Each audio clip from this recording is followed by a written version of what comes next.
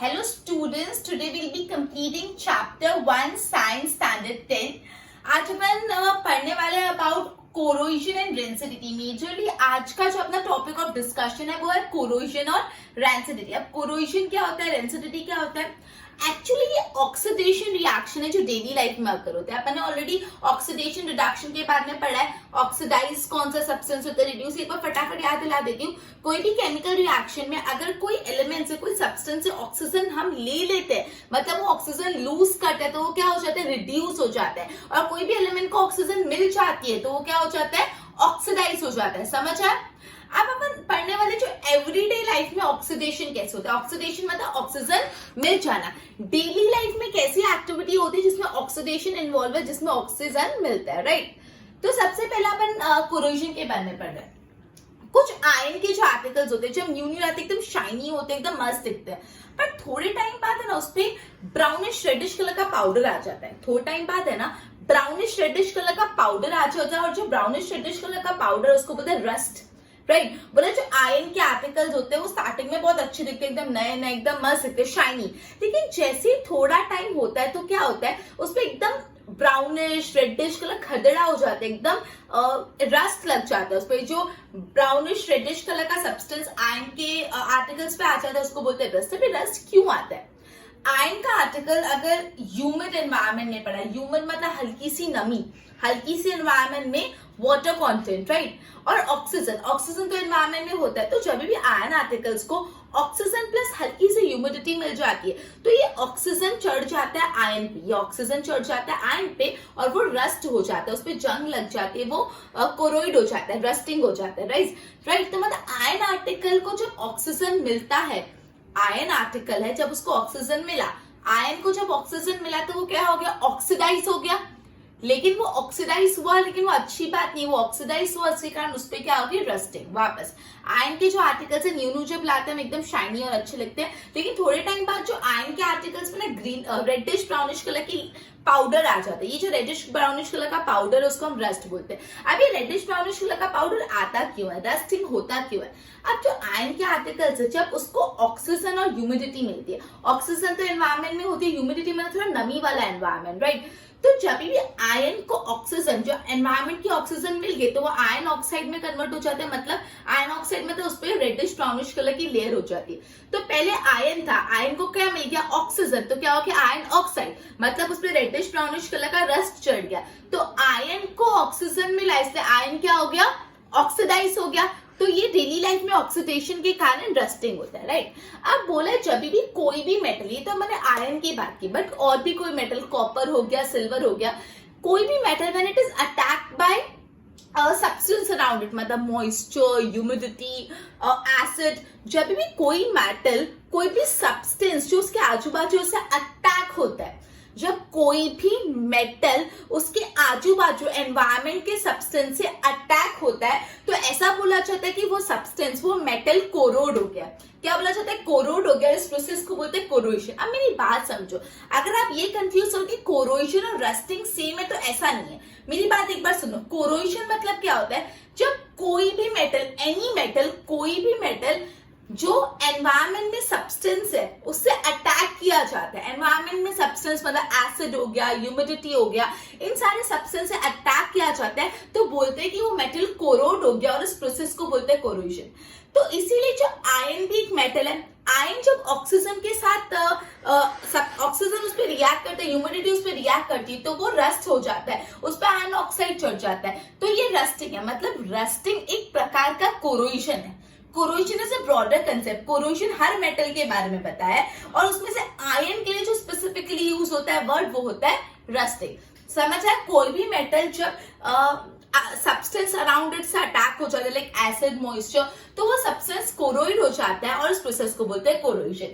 जैसे आपने आयन के बारे में तो पढ़ा, आपने सिल्वर के मेटल्स भी काले पड़ जाते हैं, you have seen it, black coating आ जाती है. जो सिल्वर मेटल होता है, जैसे आपके कोई सिल्वर की रिंग है, सिल्वर का नेकलेस, ब्रेसलेट, उसमें थोड़े टाइम बाद ना ब्लैकिश लेयर आ जाती है. ये ब्लैकिश लेयर भी क्यों आती है, बिकॉज वो जो सिल्वर का मेटल है एनवायरमेंट के सब्सटेंस से अटैक हुआ और इसलिए वो क्या हो गया है, कोरोइड हो गया. फिर जो कॉपर मेटल पे ग्रीनिश लेयर आ जाती है. कॉपर मेटल पे कौन सी लेयर आ जाती है, ग्रीनिश लेयर हो जाती है.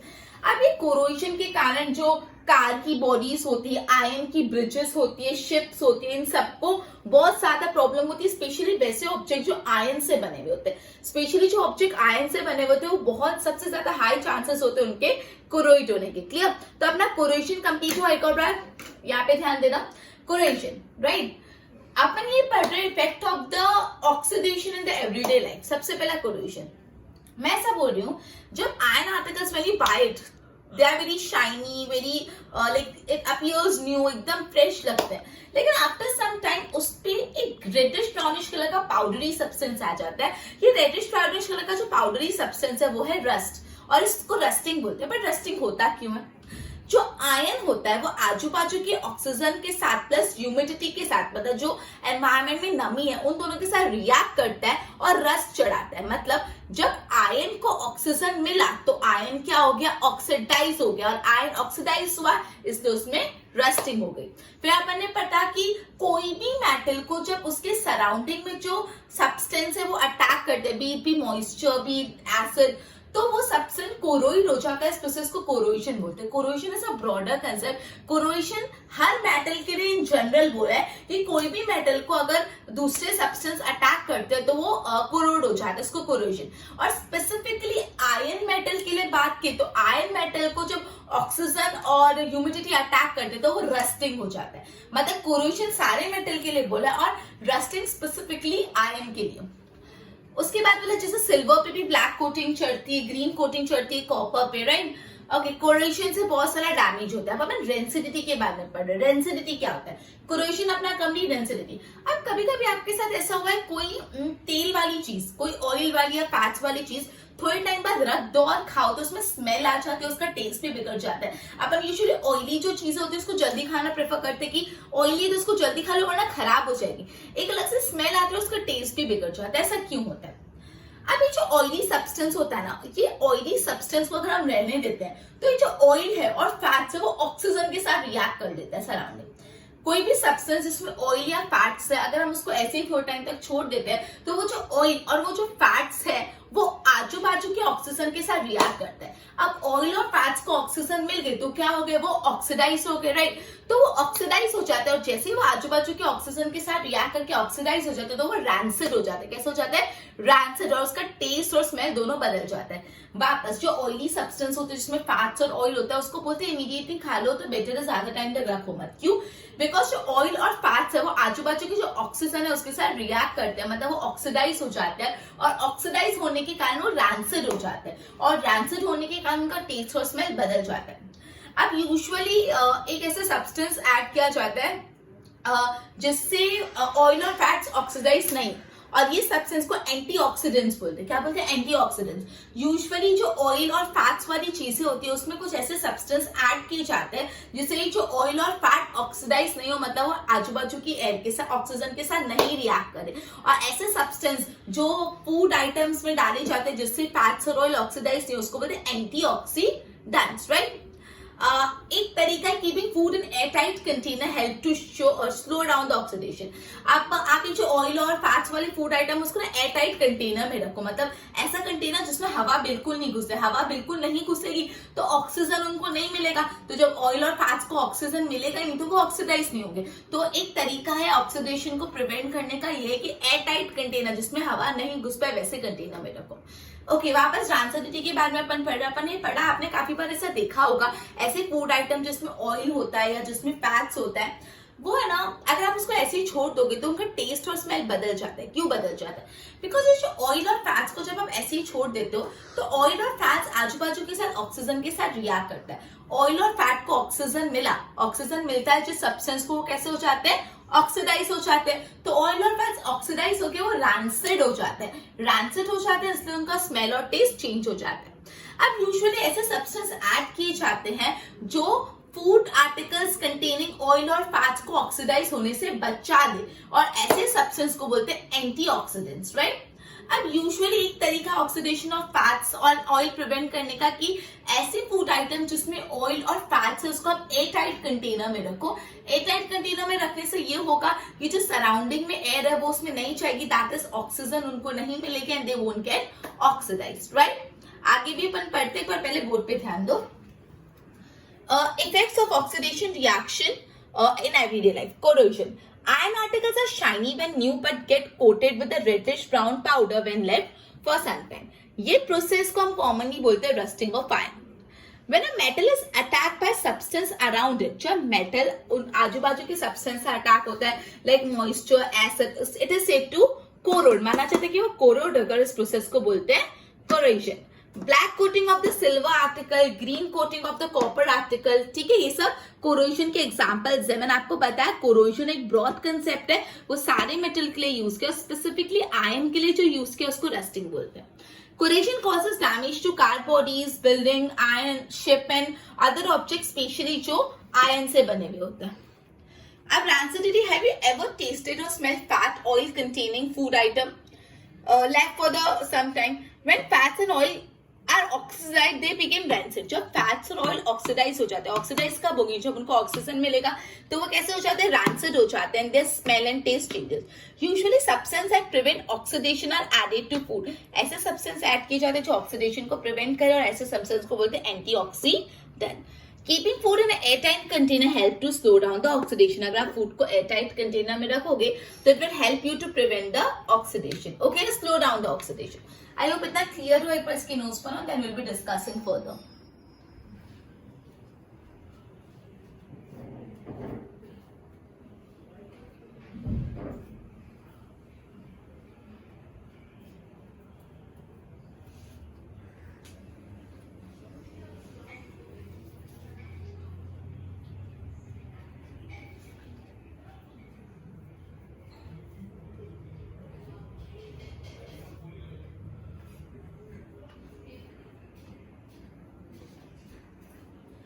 ये पढ़ा कि जो भी फूड मटेरियल जिसमें फैट्स और ऑयल होता है वो एनवायरमेंट की ऑक्सीजन के साथ रिएक्ट करके ऑक्सीडाइज हो जाते हैं, और ऑक्सीडाइज होने के बाद वो रैंसिड हो जाते हैं, और रैंसिड होने के कारण उसमें एक अलग सा टेस्ट और स्मेल उनका बदल जाता है.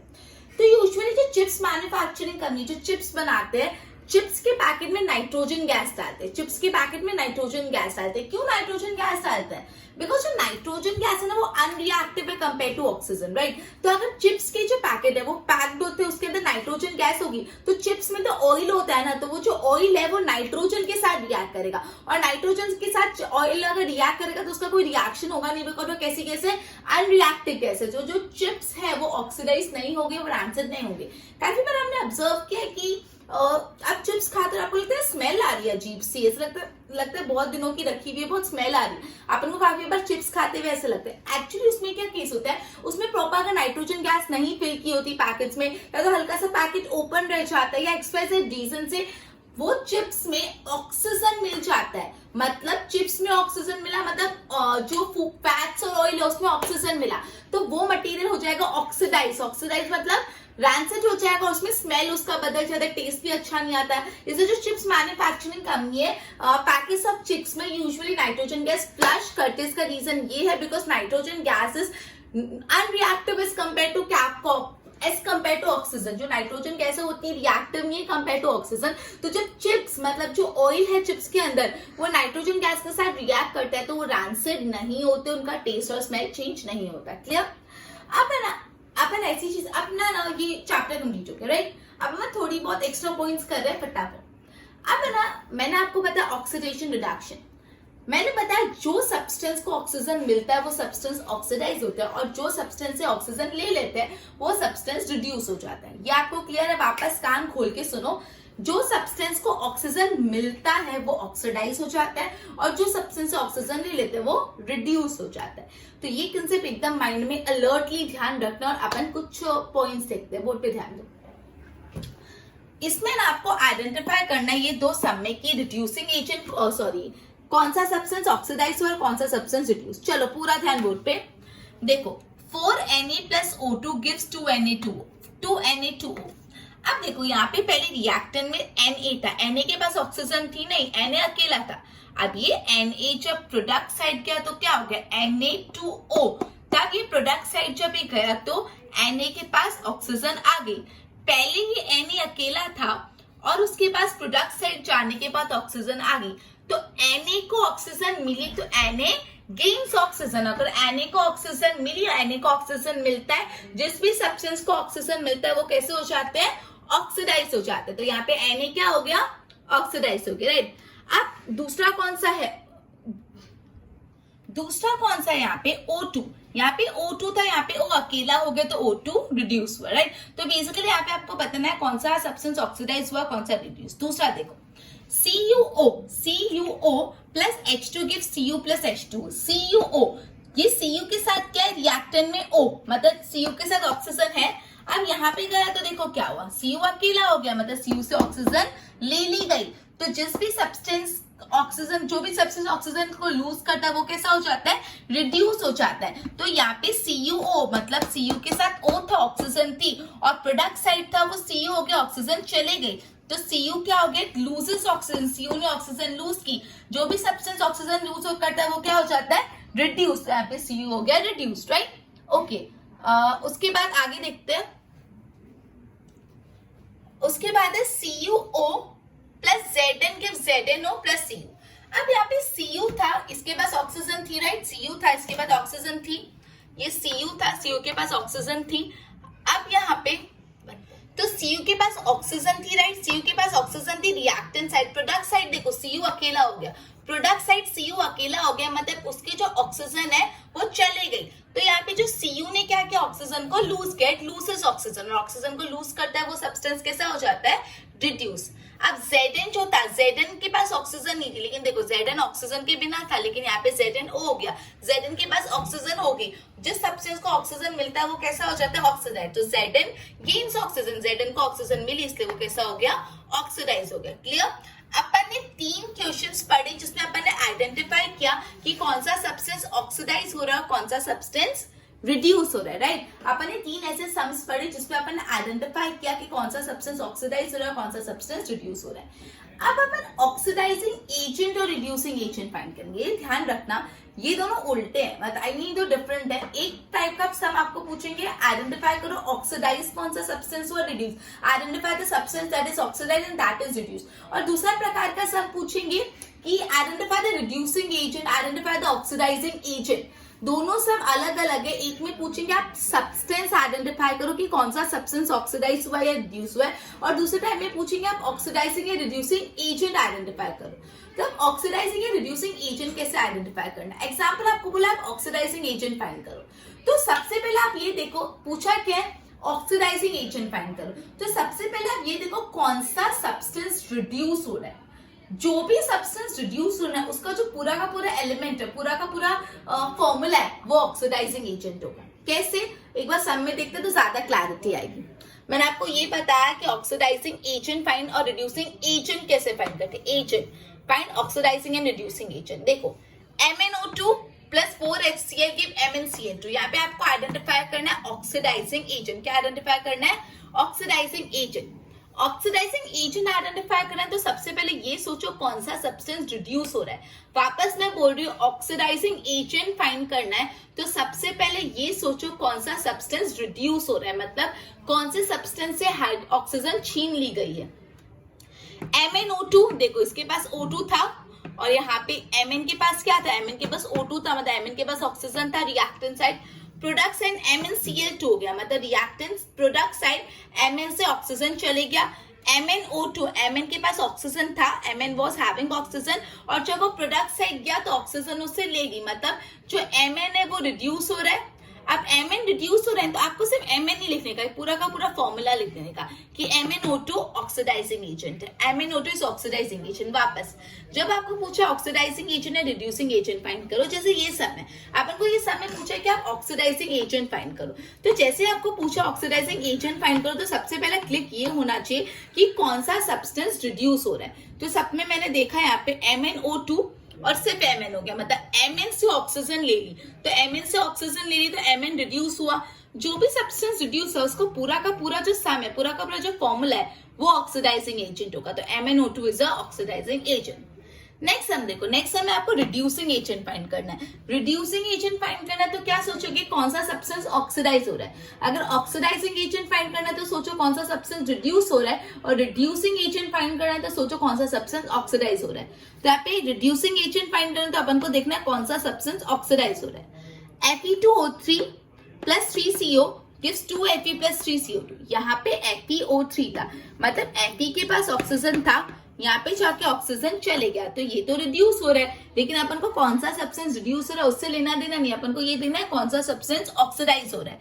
तो देखो ये CO था, मतलब ऑक्सीजन के सिर्फ एक एटम था, यहाँ पे जाके O2 हो गया, मतलब एक एटम से ऑक्सीजन के 2 एटम हो गए। तो यहाँ पे CO ऑक्सीडाइज हुआ, राइट यहाँ पे CO रिएक्टेंट में सिर्फ एक ऑक्सीजन के एटम थे, वहां पे जाके 2 हो गए। तो यहाँ पे जो CO है वो ऑक्सीडाइज हुआ, जो भी ऑक्सीडाइज हुआ वो पूरा का पूरा क्या होगा, रिड्यूसिंग एजेंट। तो CO is a reducing agent, इसलिए CO को रिड्यूसिंग एजेंट बोला।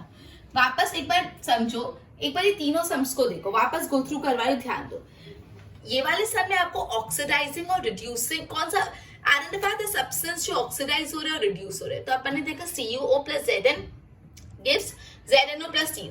तो CO के पास पहले O ऑक्सीजन था और इधर आके CO अकेला हो गया, तो CO से ऑक्सीजन ले ली गई, इसलिए CO क्या हो रहा है, रिड्यूस हो रहा है, बिकॉज वो ऑक्सीजन लूज कर रहा है। Zn was not having oxygen, लेकिन Zn हो गया, मतलब Zn ऑक्सीजन गेन कर रहा है, तो सब्सटेंस जो ऑक्सीजन गेन करता है उसको वो ऑक्सीडाइज होता है। तो ये तो था, आप ऑक्सीडाइजिंग और रिड्यूसिंग सब्सटेंस फाइंड करो। अब आप ऑक्सीडाइजिंग और रिड्यूसिंग एजेंट फाइंड करो। ये पहला शब्द है जिसमें आपको बोला था रिड्यूसिंग ऑक्सीडाइजिंग एजेंट फाइंड करो।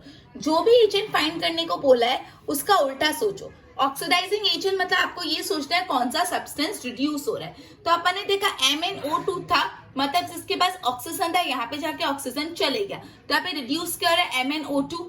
तो ये जो भी रिड्यूस हो रहा है वो पूरा आपका ऑक्सीडाइजिंग एजेंट हो जाएगा।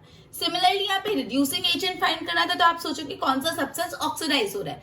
तो Fe2O3 plus 3CO gives this and this। यहाँ पे CO का ऑक्सीजन का एक एटम था, यहाँ पे ऑक्सीजन के 2 एटम हो गए, तो ये ऑक्सीडाइज हो रहा है, कैसा एजेंट हुआ, रिड्यूसिंग एजेंट। ओके, अभी अपन ने पढ़ा कि नाइट्रोजन गैस फ्लश की जाती है बैग्स ऑफ चिप्स में, क्योंकि नाइट्रोजन गैस बहुत अनरिएक्टिव होती है और वो रैंसिड नहीं होता। फिर उसके बाद अपन ने ऑक्सीडाइज, कौन सा सब्सटेंस ऑक्सीडाइज हो रहा है, कौन सा रिड्यूस हो रहा है वो पढ़ा, और फिर अपन ने पढ़ा ऑक्सीडाइजिंग और रिड्यूसिंग एजेंट फाइंड करना, राइट। एक बार इसकी नोट्स बनाओ फिर आगे करते हैं।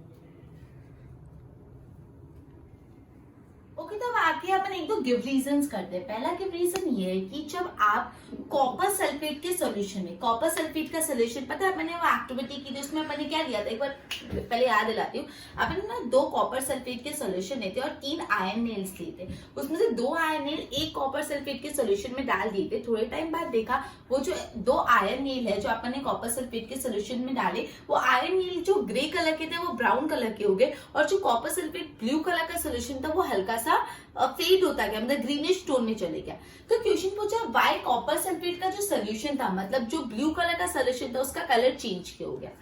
अब उस रिएक्शन में क्या था, आयरन डाला था कॉपर सल्फेट सोल्यूशन में, जो आयरन था वो कॉपर से ज्यादा रिएक्टिव था, तो आयरन ने कॉपर को रिप्लेस कर दिया, मतलब कॉपर सल्फेट के बदले कॉपर रिप्लेस हो गया और क्या आ गया, आयरन, तो वो आयरन सल्फेट हो गया। तो जो कॉपर सल्फेट था ब्लू कलर का, उसके बदले आयरन सल्फेट हो गया, तो आयरन सल्फेट ग्रीनिश कलर का था, इसलिए कलर चेंज हो गया। वापस पूछा जब आयरन ने डिप किया था कॉपर सल्फेट सोल्यूशन में, तो कॉपर सल्फेट सोल्यूशन का कलर क्यों चेंज हुआ। तो अपन ने बोला जब आयरन ने डिप किया तो आयरन जो है it is more reactive than copper, iron ज्यादा रिएक्टिव है कॉपर से, तो आयरन ने कॉपर को रिप्लेस कर दिया फ्रॉम कॉपर सल्फेट सोल्यूशन। तो कॉपर सल्फेट के बदले कॉपर रिप्लेस हो गया, आयरन आ गया, तो वो आयरन सल्फेट हो गया। तो जो पहले कॉपर सल्फेट था वो ब्राउनिश कलर ब्लूइश कलर का था, और जो फिर फेरस सल्फेट हो गया, आयरन सल्फेट हो गया, वो ग्रीनिश कलर का हो गया, राइट। इसलिए कॉपर सल्फेट का कलर चेंज हुआ। पहला क्लियर हो। दूसरा क्या रीजन है, रेस्पिरेशन रिएक्शन को एक्सोथर्मिक रिएक्शन क्यों बोला गया। जो रेस्पिरेशन रिएक्शन है उसको एक्सोथर्मिक रिएक्शन क्यों बोला गया, तो ये बोला जो रेस्पिरेशन के टाइम हमने फूड जो इंटेक किया, तो जो भी हम फूड इंटेक करते हैं वो ब्रोकन डाउन होता है।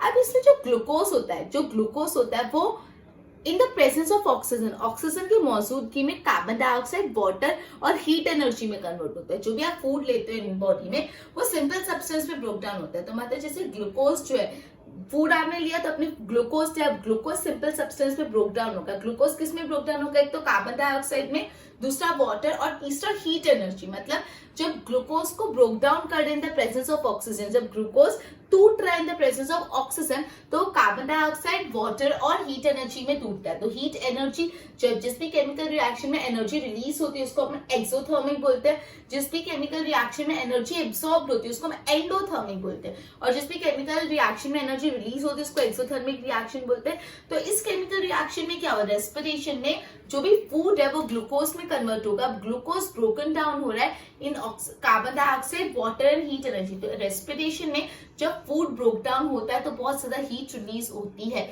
इसलिए रेस्पिरेशन को रिएक्शन को एक्सोथर्मिक रिएक्शन बोला गया। तीसरा ये रीजन है जो आयरन के आर्टिकल्स है उस पर पेंट क्यों लगा दी जाती है। अपन ने पढ़ा जो आयरन के आर्टिकल्स है जब ऑक्सीजन और मॉइस्चर के साथ रिएक्ट करते हैं तो वो कैसे हो जाते हैं, रस्टिंग, मतलब आयरन के आर्टिकल्स पे जंग लग जाती है। जब उसको हम पेंट लगा देते हैं तो आयरन पे पेंट चढ़ गया, तो पेंट आयरन और ऑक्सीजन को कांटेक्ट में नहीं आने देती। हम आयरन आर्टिकल्स पे पेंट लगा देते हैं, तो जैसे ही पेंट लगाया तो जो आयरन है वो एनवायरनमेंट के ऑक्सीजन के साथ नहीं कांटेक्ट में आएगा, और नहीं कांटेक्ट में आएगा तो वो रस्ट भी नहीं होगा। तीनों जो अपने गिव रीजन थे क्लियर हुए।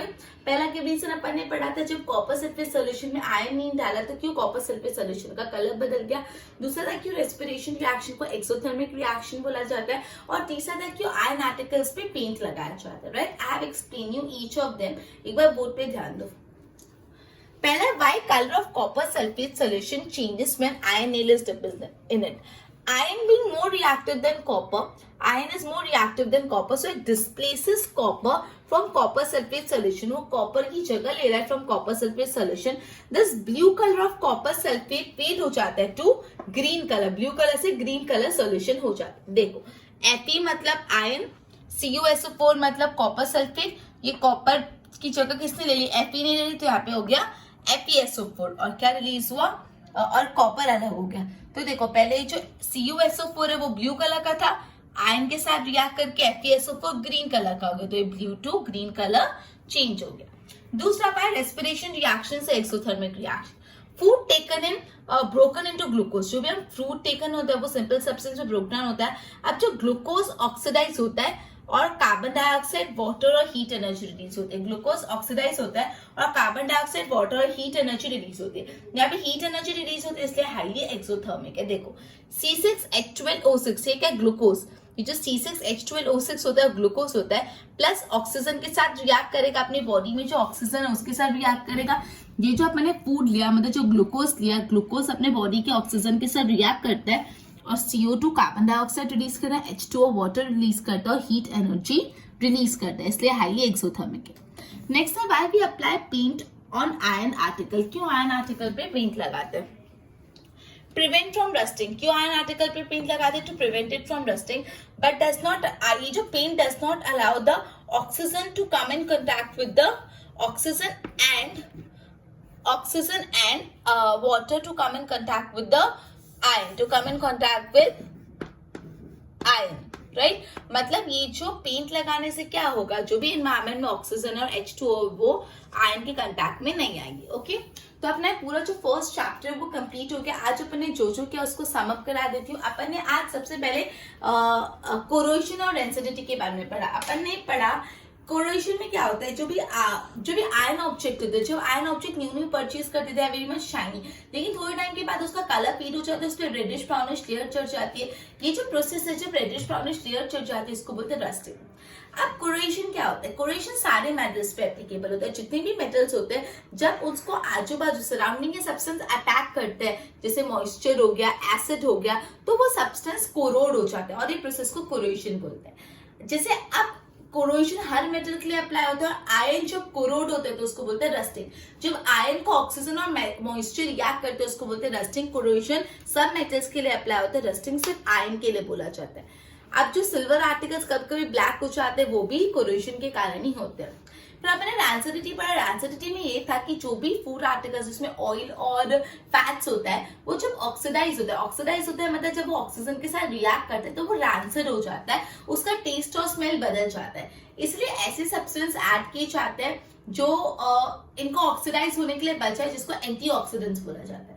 अब इसका एक मेथड है ऑक्सीडेशन कम करने का, कि आप जो भी फूड आर्टिकल्स है जिसमें ऑयल और फैट्स है, उसको आप एयर टाइट कंटेनर में रखो। एयर टाइट कंटेनर में रखोगे तो वो ऑक्सीजन के साथ रिएक्ट नहीं करेगा, राइट। उसके बाद अपन ने ये भी पढ़ा था कि जो भी चिप्स मैन्युफैक्चरिंग कंपनी होती है वो नाइट्रोजन फ्लश करती है इंडिया पैकेज। वो नाइट्रोजन इससे डालती है बिकॉज नाइट्रोजन अनरिएक्टिव है कंपेयर टू ऑक्सीजन। ऑक्सीजन बहुत रिएक्टिव है, नाइट्रोजन इतना रिएक्टिव नहीं है। तो जब फूड आइटम्स नाइट्रोजन के साथ रिएक्ट करते हैं तो कोई केमिकल रिएक्शन नहीं होता, राइट। उसके बाद अपन ने reducing and oxidising substance find करना सीखा। जिस सब्सटेंस को ऑक्सीजन मिलती है वो ऑक्सीडाइज होते हैं, जिस सब्सटेंस से ऑक्सीजन लूज करते हैं उसको रिड्यूस होते हैं। फिर अपन ने पढ़ा ऑक्सीडाइजिंग एजेंट क्या होते हैं, रिड्यूसिंग एजेंट। अगर आपको ऑक्सीडाइजिंग एजेंट फाइंड करना है तो ये देखो कौन सा सब्सटेंस रिड्यूस हो रहा है, और रिड्यूसिंग एजेंट फाइंड करना है तो ये देखो कौन सा सब्सटेंस ऑक्सीडाइज हो रहा है। फिर अपन ये 3 गिव रीजन पढ़े। पहला गिव रीजन ये था कि कॉपर सल्फेट सोल्यूशन में जब आयरन नील डिप किया जाता है तो क्यों कॉपर सल्फेट सोल्यूशन का कलर चेंज हो जाता है। तो इसका आंसर ये है कि जो भी कॉपर सल्फेट पहले ब्लू कलर का होता है, बट आयरन नील जैसे डिप करते तो आयरन ज्यादा रिएक्टिव होता है कंपेयर टू कॉपर, तो वो कॉपर को उसमें से रिप्लेस कर देता है, मतलब कॉपर सल्फेट के बदले आयरन सल्फेट बन जाता है। तो आयरन सल्फेट ग्रीन कलर का होता है, कॉपर सल्फेट ब्लू, इसलिए कलर बदल जाता है। फिर अपन ने पढ़ा रेस्पिरेशन रिएक्शन को एक्सोथर्मिक रिएक्शन क्यों बोला जाता है। जब भी आप फूड इंटेक करते हैं तो ग्लूकोज कन्वर्ट होता है into carbon dioxide, water and heat energy release होती है। यहाँ पे बहुत ज्यादा हीट एनर्जी रिलीज हो रही है, इसलिए इसको बोला जाता है हाईली एक्सोथर्मिक। फिर अपन ने पढ़ा क्यों आयरन आर्टिकल्स को आप पेंट करते हो। अगर आप आयरन आर्टिकल को पेंट करते हो तो आयरन आर्टिकल्स ऑक्सीजन और वाटर से कंटैक्ट होने से बच जाते हो, जिससे रस्टिंग नहीं होता, राइट। ओके, अपना आज का लेक्चर इधर ही कंप्लीट होता है। एक बार आप इसके नोट्स बना लो। Thank you, good bye.